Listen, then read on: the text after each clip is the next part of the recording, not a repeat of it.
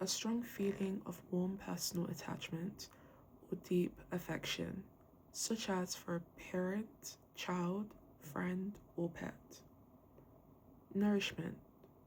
Nourishment refers to the food, nutrients, and sustenance required for life, growth, and good health. It broadly describes the process of providing or receiving the essentials needed to thrive. Figurative use. Elements that feed the mind or spirit, such as education, art, or meaningful relationships. Hi everyone, I am Devotion. Welcome back or welcome to my channel. I also go by Vanessa or as Vanessa. So either or, doesn't matter. So this is officially episode 1, my first episode of my podcast.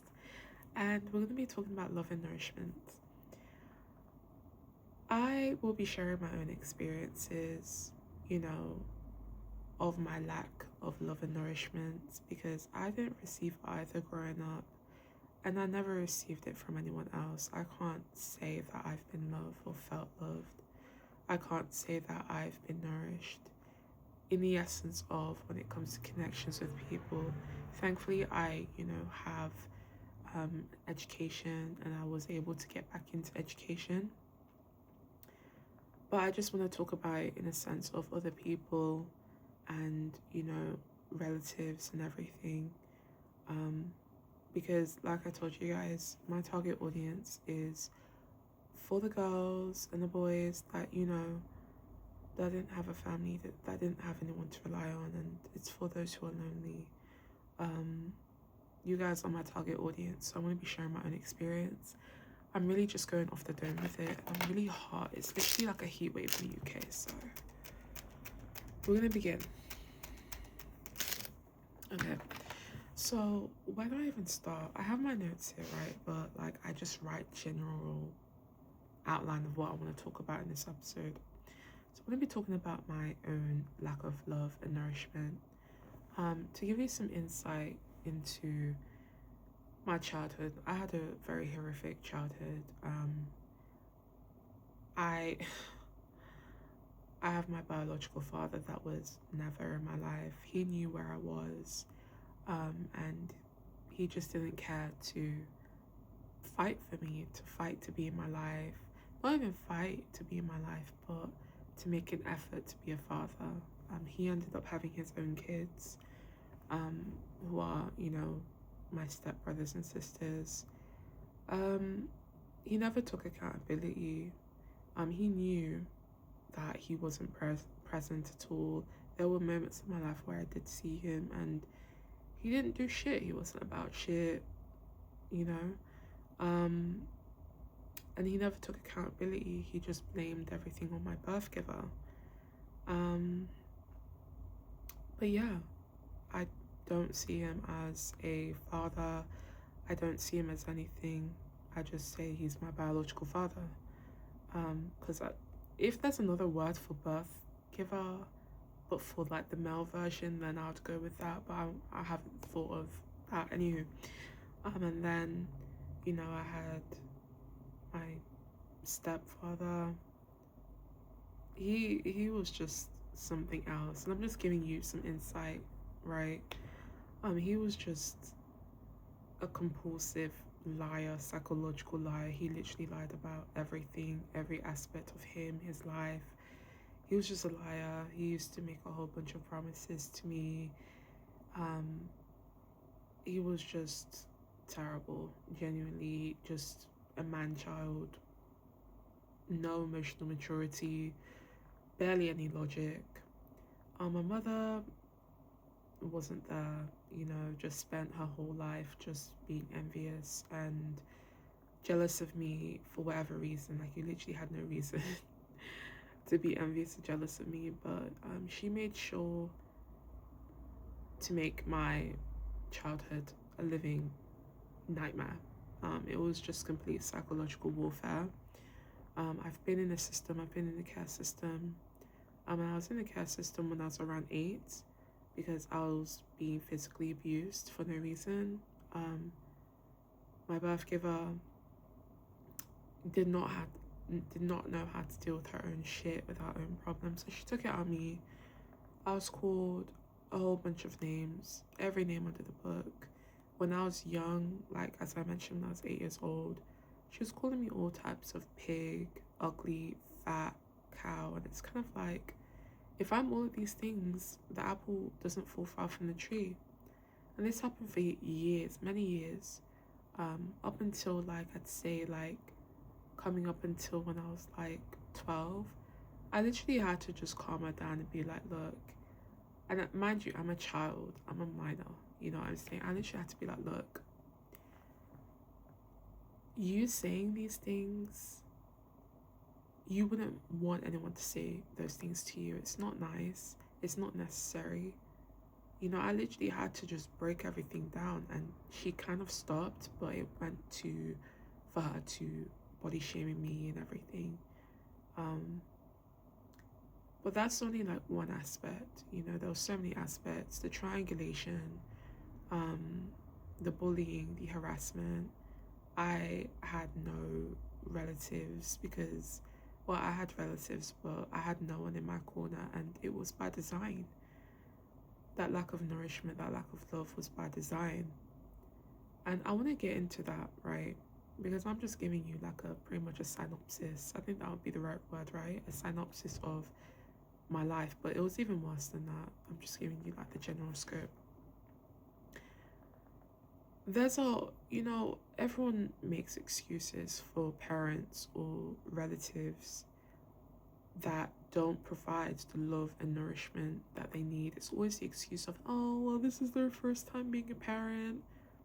It's my first time being a fucking child. It's my first time on this planet too. You don't see me causing fucking evil in people's lives.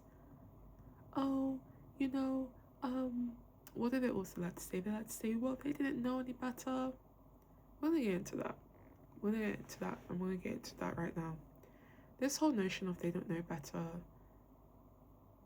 Every single one of our parents, every single one of our relatives have had a knowing choice on whether they wanted to provide you the love and nourishment, or whether they wanted to choose to be stuck in their own bullshit. They had a choice. It's a choice. And this is why I say everything that's happened to me and everything that would have happened to you is by design. These people are not fools. These cluster bees, these narcissistic people, they're not fools.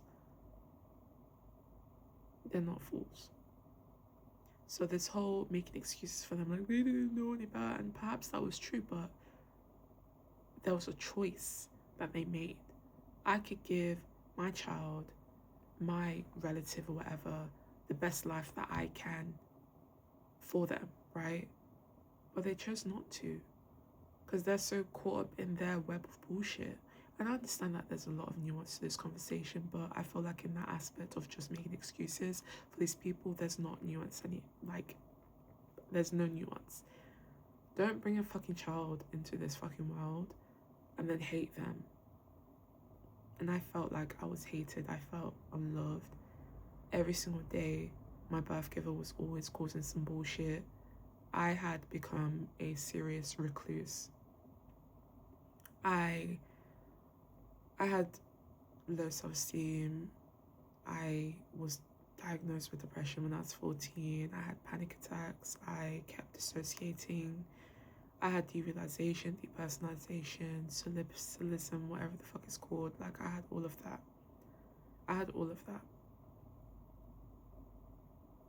No one was there.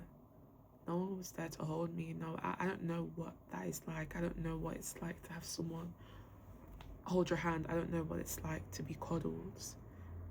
I don't know anything about that. I don't know.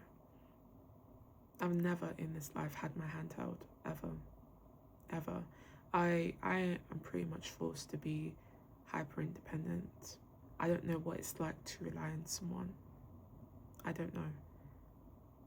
But this is all a choice, and I'm done with these fucking excuses. I'm done with that they don't know any better. It's a choice. The same way I could have ended up so fucked up and been evil to people, but I made a choice not to be that. I transmuted all of that. And plus, talking about my own lack of nourishment and love, like, I wasn't even made out of love. My birth giver, funnily, when I say funnily, she laughed when she said this. She said she only had me because she wanted the passport. So I was pretty much nothing but a means to an end. I was never created out of love or anything. She wanted the passport. And my biological father, he stuck his dick in everything that he could. He was, from what I was told, he was a serial cheater, So I just grew up in an environment where I had fulfilled my purpose for getting someone a passport, right? I'd fulfilled my purpose that way, and that was it. I was just left. Yes, I was fed and I had a roof over my head. This is the bare minimum. And I don't know why the bare minimum is being praised.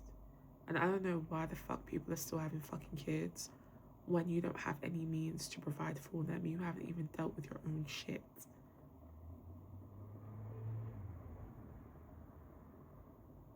So that's just some insight into my own lack of nourishment and my own lack of love. I'm very thankful, right? In a sense of, looking back, because I'm about to turn 25. Looking back, this could have turned out so much worse for me. In a sense of, I could have been hypersexual and promiscuous, seeking love that way. I could have, I don't know, I could have had like a whole bunch of like abandonment issues. And I did at one point, but I'll probably get into that. But yeah, I could have been hypersexual. I could have turned to drugs. Obviously I'm big, so I was eating, but we're gonna get into that, right? I could have turned to drugs. I could have turned to this, X, Y, and Z. I could have turned to those things. For me, like, I turned to food and I turned to isolating and being in my room. I went months staying in my room. I hated leaving my room because I knew my birth giver was on some bullshit. There have been many times, there have been many times where my birth giver would kick my door in and just look for a fucking problem. Like, it was, looking back, my birth giver had a very deep, unsettling obsession about me, and unhealthy levels of jealousy and envy. She wanted me to feel hated. She wanted me to feel unloved. It was by design. If I can throw something out there, these fucking cluster bees, honestly, when they're doing this shit to you, they want you to yourself. I'm telling you. You don't go around, because they know how to switch. They know how to change themselves depending on which environment they're in. They know what they're doing. So this is why I'm not falling for the bullshit of, oh, they don't know what they're doing, like, this is their first time being parents. Bullshit. They know what they're doing, and they don't give a fuck, because they're getting away with it. They get to take out their darkness, their unresolved darkness out on you. And I'm sick and tired of this conversation or this narrative, right, being spread about narcissism, loving themselves too much. These people are miserable. They don't have any ounce of self-love. All there is self-hatred.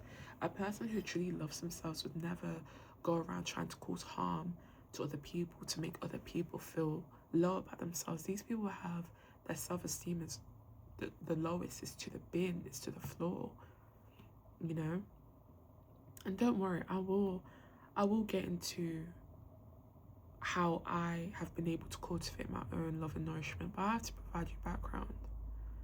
I didn't really have friends growing up. Like, no one ever stayed. That's a very common theme in my life, no one ever stays. And not because they leave, I just end up getting rid of people because it's not good enough. I've always been someone that, even though I was never loved or nourished, I was always give love, genuine love. I'm like a type of person that always speak life into people. No one ever did that for me. No one ever spoke life in, well, I'd say more recently now, but it's only now that I'm receiving all of this love because I know this within myself and I don't care to receive that. But the times when I really, really did need it, I never received it.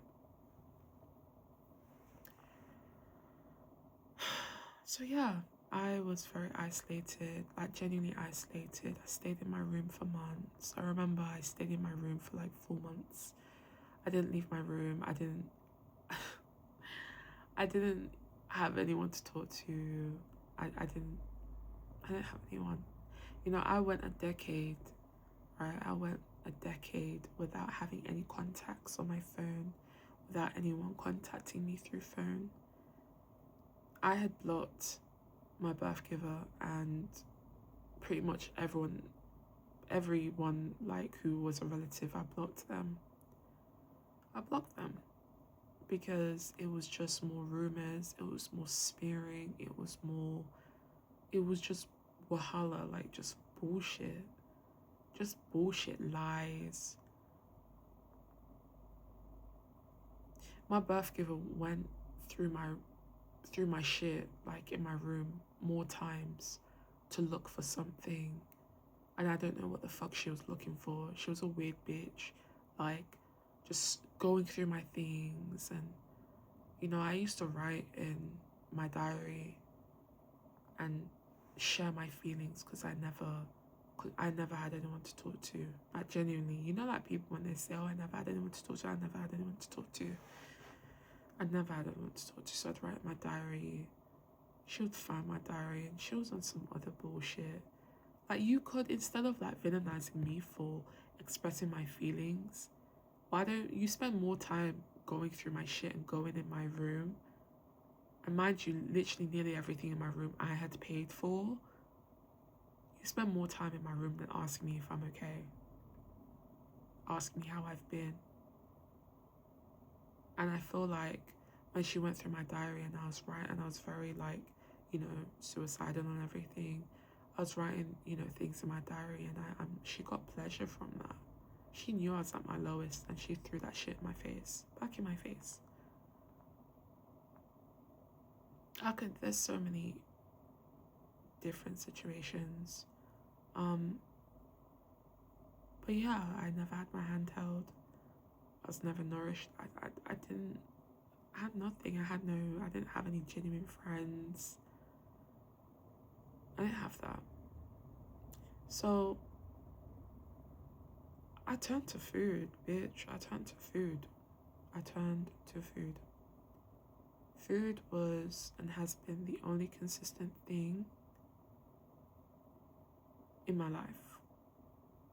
Because I knew when I was going to eat the food, it wasn't always going to bang each time, but it was just like that dopamine. My highest weight was 400 pounds. I don't know how much I weigh now. I've lost a whole bunch of weight because I haven't been eating properly. I haven't been eating properly because my finances is crazy. I literally only have like porridge left in my cupboard. I don't know how, bitch, I don't fucking know how I'm good. I don't know, but you know, with God will always make a way for me. But I'm not gonna get too much into that. That's a whole different conversation. But yeah, food was the only consistent thing in my life, and that's why I turned to it. And I got to my biggest weight because that nourishment and that love that I was looking for, I was never going to find it in anyone else. And I don't really like the narrative of, oh, you have to love yourself before anyone can love you. You fucking crazy. Like, these fucking crackheads on the streets who you guys look down on, right? They find love. Big bitches like me, like, they find love. Whether we can't determine the quality of love, right? But I'm sick and tired of this narrative that you have to love yourself. Even the most unlovable people are loved. by somebody, I don't know. So we need to stop spreading that narrative. You can be loved at your most broken state, at your lowest, you know? But yeah, like, that's pretty much a bit of my childhood. That's literally not even like 1% of my childhood. But I just wanted to give you that insight into my childhood so you understand where I was to where I am now. So we've already went through the definitions of love and nourishment. So how can you create genuine love and nourishment in your life? And how can you feel that within yourself no matter where you are in life? I'm going to share that with how I did it. I don't give not a single fuck about the modern self-help way of doing things. I think it's all bullshit. I think it's all surface, especially with the conversation of healing. Look, me doing this, me making my podcast is healing. It's healing me. But you have to heal and you have to do this. If there's one thing, right, and I want this to be the foundation of this podcast, if there's one thing I want you to know, I don't need you to understand it, I don't need you to believe it, but if there is one fact, there is nothing for you to do. Let me repeat that. There is nothing for you to do. Nothing. These fucking step-by-step tutorials, don't get me wrong, like when I was 16 and when I was coming across this information, I came across this information with, oh, you have to write affirmations, you have to declare, and you have to, and it was very helpful. I wouldn't say provided a foundation, because life is your foundation. You are life, so you are your foundation. You and life are intertwined. There's no separation between you and life. Life is the greatest teacher. You are your own greatest teacher, right? But these affirmations and, this whole getting into the mirror, it was cool and all, but like life will always show you who you are. Always. So why am I saying this? Because I want to remove the belief that you have to do anything. You, where you are, I don't care whether your parents didn't tell you, your relatives didn't tell you. Because at the end of the day, if you are estranged or you're no contact, 9 times out of 10, like everything that happened to you was by design. And I need people to get that into their heads. Like everything was strategic, everything that happened to you. Obviously not every human can control every aspect, but everything was strategic and it was by design. Do you understand me? It was by design. Don't let these people gaslight you into thinking that, that they didn't know what they was doing. Humans are a lot smarter than you think they are. Than even us as a collective, we're all individually smarter than we think, than we know we are, But because everything happened to you by design, you were designed, that's why I mentioned it, you were designed to be told that, you're not good enough, you're useless, you're selfish. Oh God, selfishness was a big thing. Like, I was told, imagine being 16, getting your first full-time job, earning £4.50 an hour. That's like $3 in the fucking US, wherever you are, right? Me getting my first check and you're expecting me to pay rent. I was getting my own groceries at 16 years old, bro. I was told I was selfish, I was greedy. My birth giver told me to her face because I didn't want to pay rent because I was only 16 and I was smart enough to know that this wasn't normal. That bitch was talking about, I'm going to remove you from the will. You're not getting no inheritance. You're evil, just like your father. My biological father, not my stepfather. You're evil just like your biological father. Your biological father is he's Indian and he's Arab, basically Persian, and those people have very bad hearts, and you're just like your father because you have Indian and Arab in you, you're evil. If you guys don't know, basically, like, my biological father obviously is a black African man, but his mother is Indian and Persian. But even though his father was like, and this is from what he told me, even though his father was black, he also was like, not Arab, but like, he, you get what I'm saying, like, he was basically from that type of shit, but he's still like African, like an African black man. And then yeah, anywho, so yeah, like, yeah, I was just told I was evil, like being threatened off the wheel, being 16 and getting threatened off the wheel because you want to have your own money because you're working for it. Why the fuck should I pay your bills? No fucking minor should be paying grown adult bills. So, and one thing about me, I've always been like a rebel. You're not going to tell me what to do. You're not going to guilt trip me. It may have worked when I was younger, but I grew out of that shit because I knew that this lady was not going to change. So yeah, like,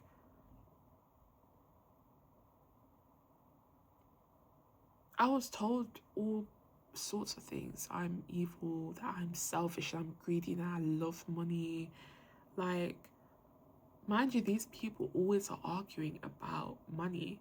See, the thing is, you know, the thing that people project onto you, it really is them. Sometimes the things that people say to you can be an insight of your character because we're not perfect, and you do require, everyone needs to have self-awareness, but majority of people don't have the self-awareness, so they take everything as an attack. But I'm telling you, when people are coming out, say, and you know that you haven't done anything wrong. I know I didn't do anything wrong, but me wanted to keep my own money and to spend it on what I want to spend it. Bitch, I was young until I was 16. I wanted to buy what I wanted to buy. I wanted to buy my takeaways, and you know, as soon as I got that check, I was spending on takeaway instead of like nourishing me in the aspect of educating me about managing my finances. You just wanted to shit on me. You wanted to shit on me because you enjoyed when I didn't have a job and I was finding it difficult to get a job. You enjoyed that period because you could control me. I remember when before I was even working, I was basically like, I'd say around this time, I don't think it was when I was 16 or 17, but basically I used to be like plant-based, strictly plant-based. And there would be times where, you know, I wasn't working, right? Because let me not even get into my tea about working, but in the periods of where I was looking for like employment, I was looking for, you know, jobs, like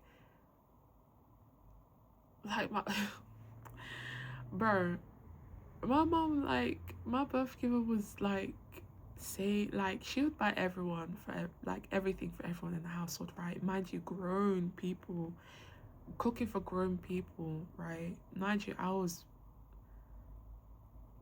I don't remember how old I was, but I just remember like I had to just buy my own groceries at such a young age. If I would make a request and something that I wanted based on like my dietary requirements, she would basically go tell me to go fucking get a job. Mind you, this is the same person that had a homeless person who isn't related to us. He was just living there rent free, eating the fucking food, slowing down the fucking Wi-Fi. He was making requests. He was getting fed. No questions asked. Like, no questions asked. No fucking problem, bro. No fucking problem. For free. He was sleeping on the couch for free for 2 years. But when I make a request on, can I have something from the shops? It's like, no. Every single time, no. And I must have just turned 18 around this time. I don't know when I became like, I was young as shit. I must have been really young, but everything was just thrown back in my face. Do you get what I'm saying? Like, but yeah. So people will call you all sorts of types of things. All types of names. Will call you out of your fucking name because they're just projecting who they really are. You think, when I look back, I know my birth giver knew what she was doing was evil, and I'm sure for a lot of you it's the same. They know what they're fucking doing, and it eats at them. It eats at their spirit of how dark they are. They know how dark they are. I don't remember ever seeing my birth giver have any light in her eyes. It's just nothing but darkness. So how does this tie into how you can cultivate your own love and nourishment?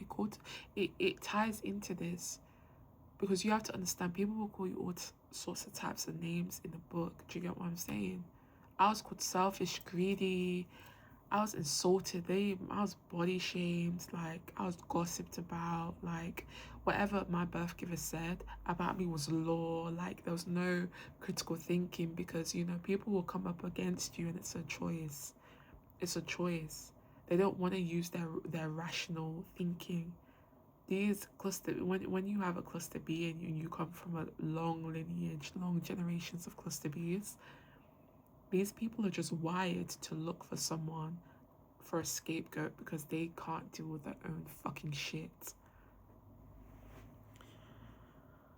So I mentioned that you are it now. You are that love and you are that nourishment now. We need to, if I could go back in time when I was 16, I would have told myself, stop the affirmations, stop trying to get in the mirror and just force it down. Like, I remember going 6 months, right? I had a notebook. I had a large notebook. I was writing affirmations every single day for 6 months, every day. And I was manifesting some shit, but you don't have to do that. You can do that, and I'll never try and demonize affirmations or anything, because they're all acts of declaration. But thinking that these acts or these doing, whether you're putting your face mask on or this and that,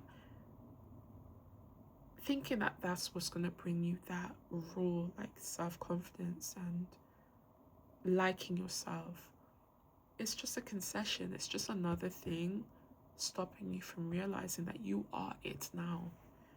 You are perfection now. This whole I have to heal and whatever, you are healed now. And I know I've said in this podcast, in my introduction, I've said that this is healing for me. I say that with the knowing that even though this is healing for me, like, I am, you know what I mean? And I'm looking forward to getting into the esoteric aspect of this, because it ties in together. Stop feeling like you have to do anything. Stop this whole feeling of, oh, I have to this and all. You don't have to do anything. You don't have to be anything, because you are it now. You are that love. It's just you have been convinced that you're not because of what the world is telling you, what the people around you are telling you, that it has to be some like hard work of all this. No. Accept that you are that love, and accept that you are that nourishment now. That there's nothing for you to do. There's nothing that you need to do, and you are worthy. You are worthy. There's nothing that you need to do. Nothing. You will be worthy for the rest and remainder of your time until you transition. Even after you transition, you are worthy. That's what I would tell my 16-year-old self. When I was getting this information, I was told I had to do all of these things. It's just concessions stopping you from being who you really are. And the core of who you are is love. Truly.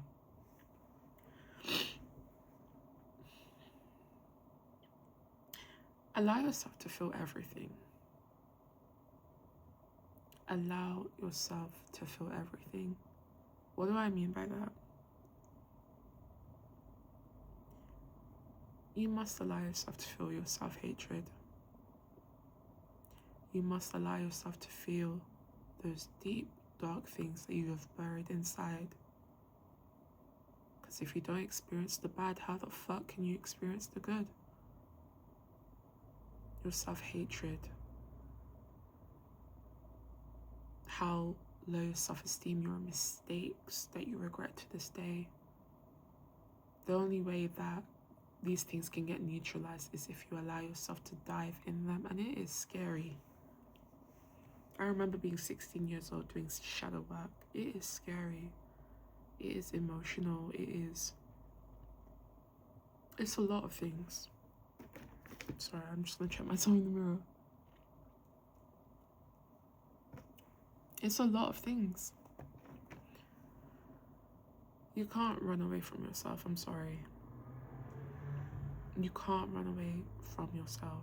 You must allow yourself to feel everything. And look, one thing I'll tell you for a fact is your body is so intelligent. It will not give you everything all at once.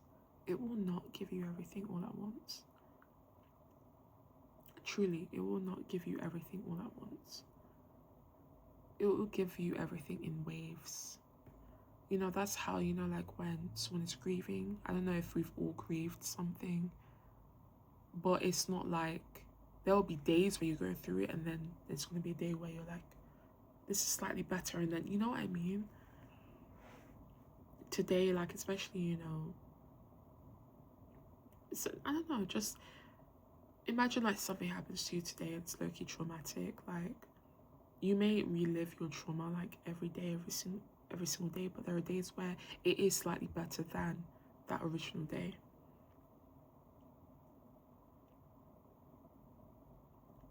So allow yourself to feel everything. Stop trying to hide behind the fucking bravado. That bravado is not doing anything from you. Humans are more intuitive than you could ever possibly imagine. Even the fucking psychopaths have intuition. And I can't wait when we get into like human psychology and talking about, I can't wait. Humans are more intelligent than you give them credit. Sorry, I'm hot as fuck, sorry. That's why I'm doing this. Allow yourself to feel everything. Period. Stop hiding behind a fucking bravado. Stop doing these fucking shitty fucking face masks that you know deep down isn't fucking helping you, but you just did it because some bitch told you to. Stop doing all of these things. Just stop doing. And start feeling. Start feeling all of that fucking deep dark shit. Because if you don't feel it, you're just gonna get very depressing and fucking, what's that word? I had it in my mind. You're gonna get very like apathetic. You don't want to be apathetic. I've been there. Okay, you don't want that. Allowing yourself to feel is the most self-loving act possible. Truly, I feel like there's something on my lip.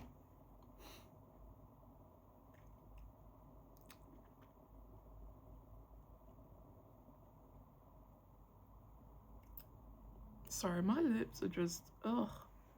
I hate it. It just gets like all cakey and I don't fucking like it. And I'm not editing this, I don't give a fuck. Anyways. Allowing yourself to feel everything is the most self-loving thing that you could possibly do in your lifetime. The most self-loving act. And I'm telling you this as someone who has been on this journey for almost a decade. This self-love journey and liking myself journey. Allowing yourself to feel everything is the most self-loving thing you could ever do. This is a human experience. If you don't allow yourself to feel, then you are stopping and repressing that human experience. Don't feel shame for the worthlessness that you feel. Don't feel shame. Allow yourself to feel it. Give yourself hugs. Give yourself kisses. Even if you find yourself horrifically disgusting.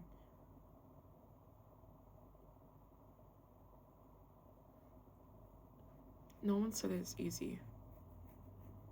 But as you start feeling, you'll start feeling lighter. You'll stop feeling like you're wearing some fucking mask. Because truly it begins in the inner. This is inner work, and then it's outer. This is, I would say when I was younger I was feeling my emotions because it had no other, like, it was just a lot. I had to feel it. I was forced to feel. But it's the most self-loving act ever. No other act comes before or after.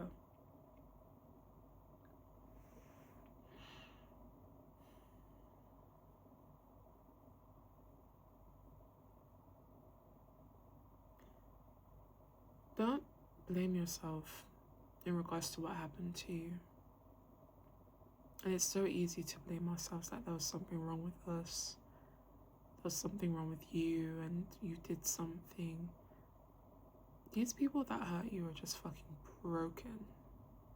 They wanted to break you too, because all they know is their brokenness.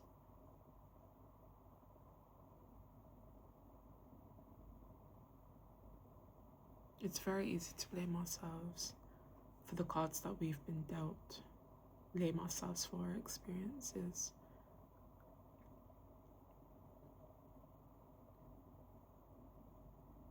But the fact that you are here and you're listening to this podcast just should be further evidence that you are not what they told you that you were. We have to start taking accountability for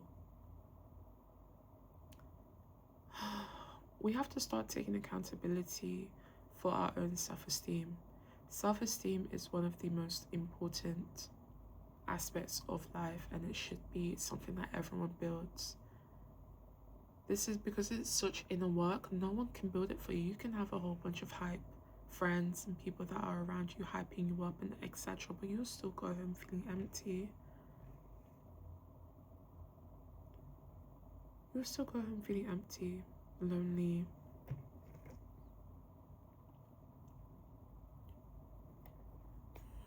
This is inner work.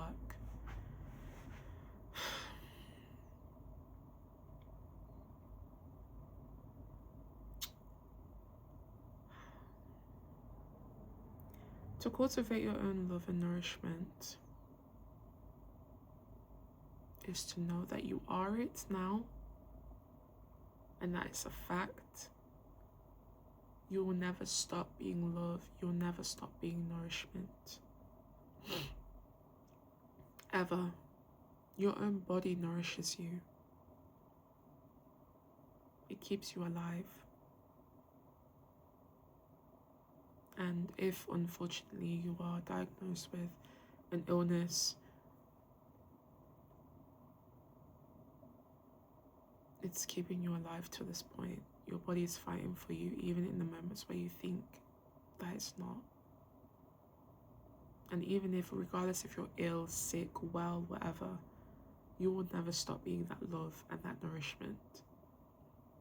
It's you continuing to choose that you are not that.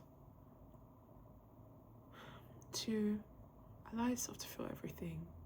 And if I'm missing any points, I'm sorry. Allow yourself to feel everything. You can't run away from yourself. Don't run away from yourself. The most self-loving act is to go towards yourself. No matter how broken or worthless you feel, allow yourself to feel the self-hatred. Stop trying to do things. Allow yourself to just be. Allow yourself to just be. Don't force yourself to be fucking happy and all of this shit and like writing these fucking affirmations that you don't even fucking believe in, and allow yourself to just be. If you're depressed and you're suicidal, allow yourself to be that. Don't try and force yourself to be anything other than that, because where you are now is okay. And we need to just stop this whole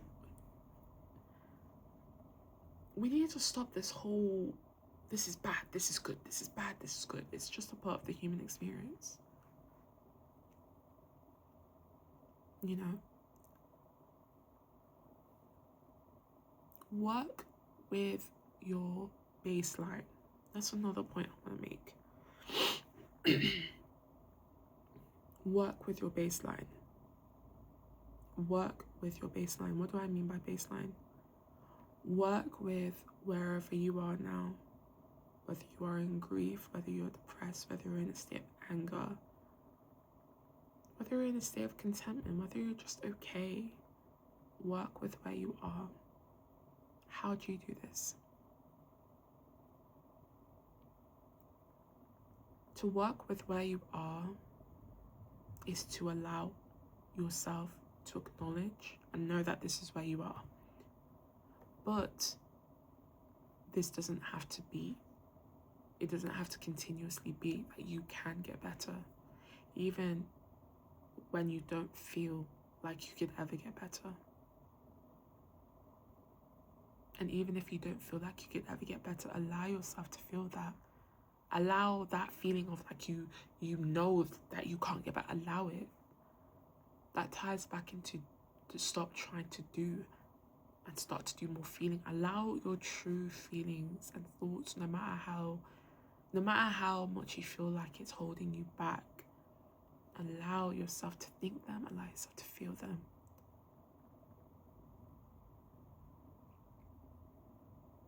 Wherever you are, even though you want to move forward, and you can most definitely move forward, but to work with your baseline is to work with yourself with where you are at.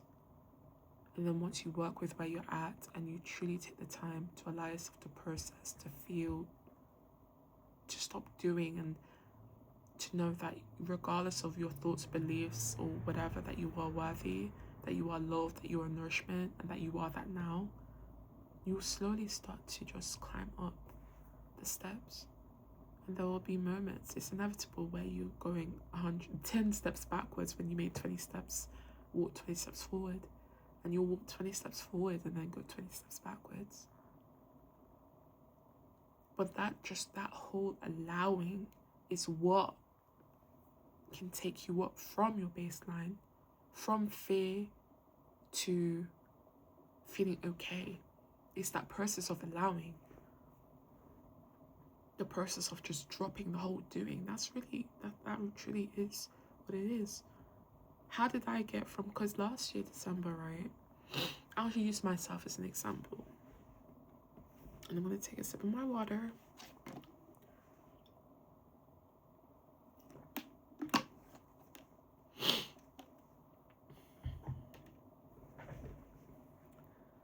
Last year, December, I was literally just over it. I literally did not want to be here anymore. The bullying, the betrayal, the targeting, it was just too much. It was too much for me. And you're probably thinking, who was bullying you? Who? My relatives. I'm estranged from them now. I got the fuck away from them. My mom, my birth giver. I don't know why I still fucking call her my mom. That bitch has never been a mother. Bitch, you just gave birth to me. Okay? Anyway, my birth giver keeps trying to call me to this day. She's blocked on everything. But yeah, I was depressed. I just, the thoughts that I was having, like, it was just crazy. It was crazy as fuck. Mind you, I'm someone that has done this work. I've done this work. But you know what? And I'll go back, don't worry, I'll go back to what I was saying. Even though I had done this work, my environment was not productive for me. It was just countering all the work I had done on myself. And it was just taking me back to when I was 14, every single time. So when people say you can't heal in an environment that broke you, it's true. So that's another point that I want to make in regards to how you can create your own love and nourishment. You need to get the fuck away from your environment. It will make it very difficult for you to move forward. You can still make progress. I made a lot of progress, but I always felt like I was going back to that depressive state because of these people. I'll be fine and then something happens that these people have done, you know? But back to what I was saying, yeah, last year, December, I really wanted to hurt myself. Trigger warning. I probably should have said trigger warning at the start of this podcast. or episode. So, because I was at that state, and I'm usually at a state where I'm pretty much content and I'm peaceful, how the fuck did I go from depression back to I'm good, I'm straight? By allowing. I allowed myself to feel everything. I allowed myself. We've got to stop feeling like our self-hatred or our feelings and our true thoughts are dirty or they're wrong. No, I knew there was only one way where I could go back to my state, because these people were just trying to break me, trying to completely break me, bitch. You can never break me. But I just allowed myself to think my truest thoughts, no matter how ugly it was.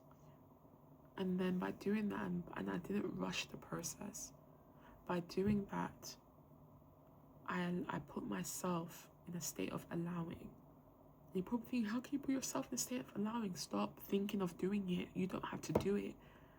Just feel. When you're allowing yourself to feel, that's a process of you allowing. So you're already doing it. Don't overcomplicate this. And yes, it is this simple. Yes.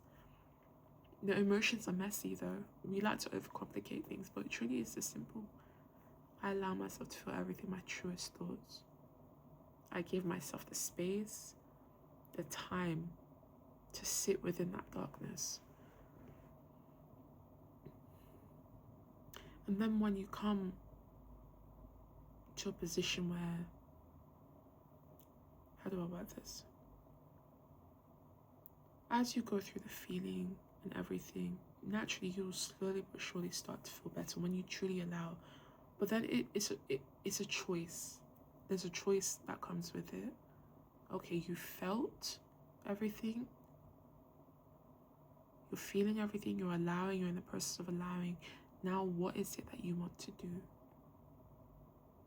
What's next? Where do we go from here? Do we continue? Because obviously, as you are allowing yourself to feel and everything, you have your own time. You have your own process. But then, like I said, it always comes to a choice. There's a choice. And it's a choice of what you make. Do you want to just continue to sit in this? And there's nothing wrong if you do. You can continue to sit in it, and that's absolutely fine. Or do you want to go higher? And when you make that decision, I'm not saying everything's going to be fucking fairy candle lights and whatever the fuck. But you'll slowly just start to shift as you make that decision. As you continue that allowing, you'll feel lighter. And that's exactly what happened to me. I allowed myself to be depressed, think the thoughts that I wanted to think. I allowed that. I allowed it. I didn't restrict anything. I didn't restrict any thoughts, feelings, fears. I didn't restrict anything. And then I made a decision. Do I want to sit in this? Or do I just want to feel better and allow myself to feel better? And if I want to continue to feel worse, it's okay. But I wanted to feel better. And I was like, I want to feel better. And then I started naturally. And then it's a natural thing. It's not something you have to force. When you choose and you say, I want to feel better, you start doing things to make yourself feel better. When something comes up, you allow it. So it just makes the process easier. And slowly but surely, or instantly, it's different for everyone. You'll be right where you want it to be. How I would say I'm feeling right now, despite all the shit that I've got going on, I feel very content. I feel very safe. I feel very secure, despite my circumstances looking the other way. I allow any thoughts, feelings, fears, doubts. I allow it. That's why I feel content. I feel okay. I feel good. And there's nothing, and if there's another point I'll make, there is so much to love in nourishment, by the way. There's nothing wrong with being okay. Like, that's another thing. Being okay, I'm okay, I'm good, that's good too. That's good too. We need to stop putting like this whole, you have to be so happy, sometimes it's cool to just be okay, and it's cool to be, you know, in that depressive state as well. And when I say cool, I'm not saying it's cool. Like, I'm not saying it like that. I'm saying whichever state you're in, it's cool. It's fine. Allow yourself to feel that. And there's nothing wrong with you. There's nothing dirty or something bad about you or dark about you. No. You know what you've went through.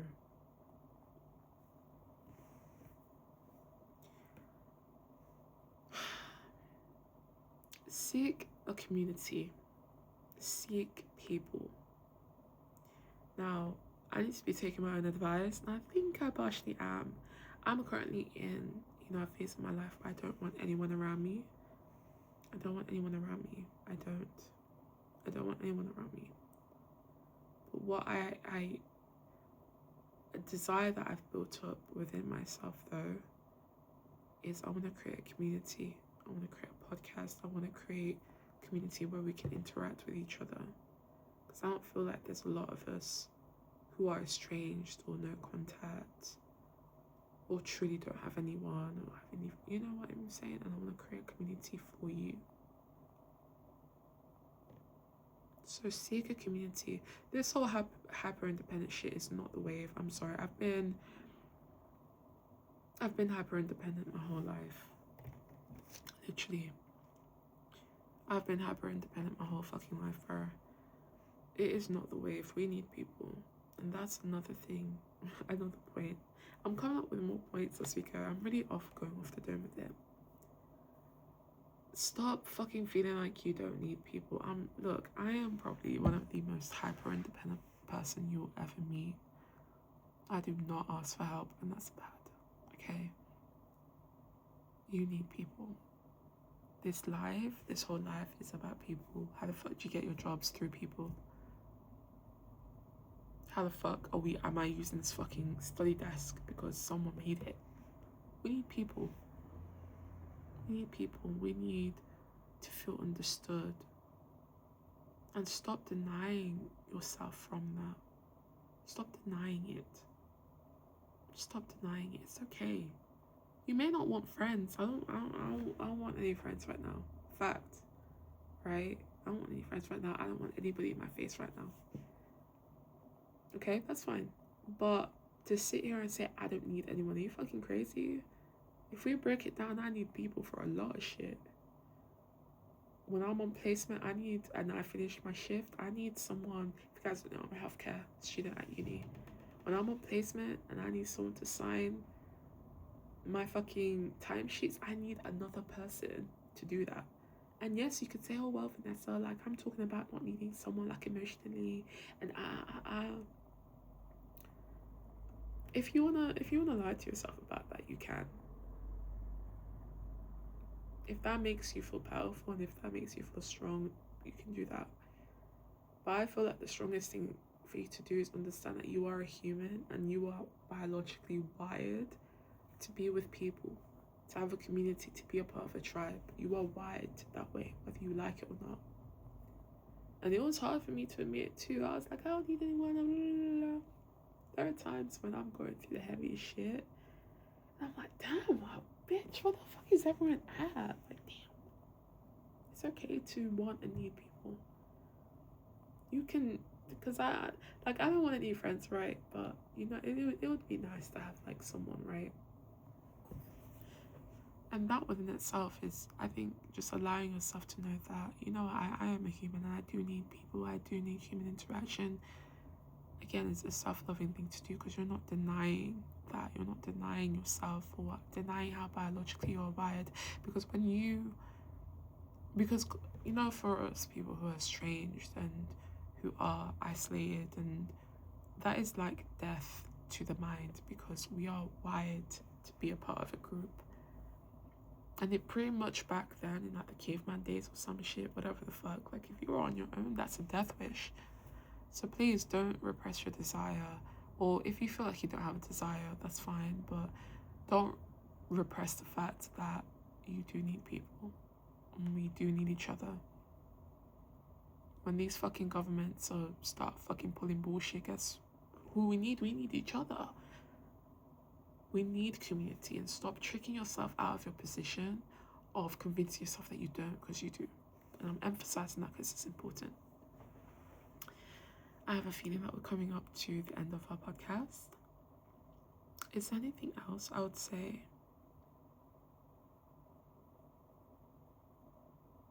The most important thing, I'll end off on this note. The most important thing is to allow yourself to feel and think everything. And I think the next episode that I'm going to do, and I wrote it down, is recognizing your own hell. Because you can't escape your own hell if you don't recognize it.